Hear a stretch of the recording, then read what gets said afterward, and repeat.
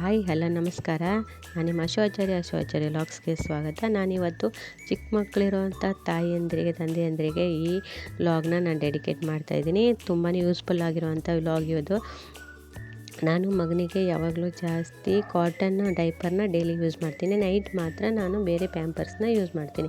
So ಮಕ್ಕಳಿಗೆ ಅಂತ baby powder ಮತ್ತು ಈ ರೀತಿ ಐಬ್ರೋ ಪೆನ್ಸಿಲ್ಸು, ಆಮೇಲೆ ಈ ರೀತಿ ಕ್ರೀಮ್ನ ನಾನು ಜಾಸ್ತಿ ಯೂಸ್ ಮಾಡ್ತೀನಿ. ಇದರಿಂದ ಚಿಕ್ಕ ಮಕ್ಕಳು ಹುಟ್ಟಿದವಾಗಿಂದನೇ ಈ ಕ್ರೀಮ್ನ ಅಪ್ಲೈ ಮಾಡೋದ್ರಿಂದ ಅವ್ರಿಗೆ ಹುಟ್ಟಿದವಾಗ ಮಕ್ಕಳಿಗೆ ಏನಾಗುತ್ತೆ, ಜಾಸ್ತಿ ಮುಖದ ಮೇಲೆ ಮೈ ಮೇಲೆಲ್ಲ ರ್ಯಾಷಸ್ಗಳಾಗುತ್ತೆ, ಗುಳ್ಳೆಗಳ ಥರ ಆಗುತ್ತೆ. ಸೊ ಈ ಕ್ರೀಮ್ನ ಅಪ್ಲೈ ಮಾಡೋದ್ರಿಂದ ಯಾವುದೇ ಸೈಡ್ ಎಫೆಕ್ಟ್ಸ್ ಇರಲ್ಲ. ಸೊ ಮಕ್ಕಳಿಗೆ ಇದನ್ನು ಆರಾಮಾಗಿ ಯೂಸ್ ಮಾಡ್ಬೋದು. ನೀವು ಬೇಕಿದ್ದರೆ ಡಾಕ್ಟ್ರ್ ಹತ್ರ ಕೇಳಿ ತಿಳ್ಕೊಂಡು ತೊಗೊಳ್ಬೋದು. ಮಾರ್ಕಲ್ ಅಂತ ಕ್ರೀಮು, ಇದರಿಂದ ನನ್ನ ಮಗನಿಗೆ ತುಂಬಾ ಯೂಸ್ ಆಗಿದೆ.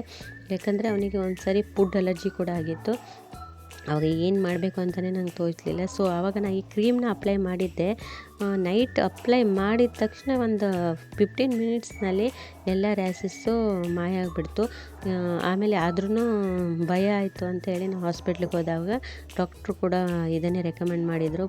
ಓಕೆ ಪರವಾಗಿಲ್ಲ, ಈ ಕ್ರೀಮ್ನ ಯೂಸ್ ಮಾಡ್ಬೋದು ನೀವು ಅಂತ. ಆಮೇಲೆ ಅವನಿಗೆ ಒಂದು ಸ್ವಲ್ಪ ನೆಗಡಿ ಔಷಧಿನ ಅಲರ್ಜಿಗೆ ಅಂತ ಔಷಧಿನ ಒಂದು ಸಾರಿ ಹಾಕಿದೆ ಅಷ್ಟೇ. ಆದರೆ ನನಗೆ ಈ ಕ್ರೀಮಿಂದನೇ ನನಗೆ 99 ಅಲ್ಲ 100% ರಿಸಲ್ಟ್ ಸಿಕ್ಕಿದೆ. ಯಾವುದೇ ಫುಡ್ ಅಲರ್ಜಿಯಿಂದ ಆಗಿರೋ ರ್ಯಾಷಸ್ಗೆ ಇದೊಂದು ಕ್ರೀಮ್ನ ನೀವು ನಿಮ್ಮ ಮಕ್ಕಳ ಒಂದು ಏನು ಡೈಲಿ ಕೇರ್ನಲ್ಲಿ ಇದನ್ನು ನೀವು ಯೂಸ್ ಮಾಡ್ಕೋಬೋದು. ಆಮೇಲೆ ಇವಾಗ ಏನಾಗುತ್ತೆ ಅಂದರೆ ಮಕ್ಕಳಿಗೆ ಬೆವರಿನ ಗುಳ್ಳೆಗಳು ತುಂಬಾ ಜಾಸ್ತಿ ಆಗುತ್ತೆ. ಆವಾಗ ನಾವು ಮಕ್ಕಳಿಗೆ ಅಂತಲೇ ಈ ರೀತಿ ಪೌಡ್ರುಗಳು ಬರ್ತವೆ, ಅದನ್ನು ತೆಗೆದು ಇಟ್ಕೊಂಡಿರಬೇಕು. ಯಾಕಂದರೆ ನಾವು ದೊಡ್ಡವ್ರಿಗೆ ಯೂಸ್ ಮಾಡುವಂಥ ಪೌಡ್ರುಗಳನ್ನು ಯೂಸ್ ಮಾಡಬಾರ್ದು. ಮಕ್ಕಳು ತುಂಬ ಸೆನ್ಸಿಟಿವ್ ಆಗಿರ್ತಾರೆ. ಸೊ ಹಾಗಾಗಿ ನೀವು ಡಾಕ್ಟ್ರನ್ನ ಕೇಳಿ ತೊಗೊಳ್ಳೋದು ಒಳ್ಳೆಯದು ಅಂತ ಅನಿಸುತ್ತೆ. ಸೊ ನಾನು ಈ ಥರ ಪೌಡ್ರ್ ಡಬ್ಬವನ್ನು ಒಂದಿಷ್ಟು ಕೂಡ ಇಟ್ಕೊಂಡಿರ್ತೀನಿ. ಇದಿಷ್ಟು ನನ್ನ ಮಗನ ಡೈಲಿ ನಾನು ರೆಡಿ ಮಾಡೋದಕ್ಕೆ ಅಂತ ಬಳಸುವಂಥ ಐಟಮ್ಸ್ಗಳು. ಸೊ ಅದನ್ನು ಒಂದು ಕಡೆ ಸಪ್ರೇಟಾಗಿಯೇ ನಾನು ತೆಗೆದಿಡ್ತೀನಿ.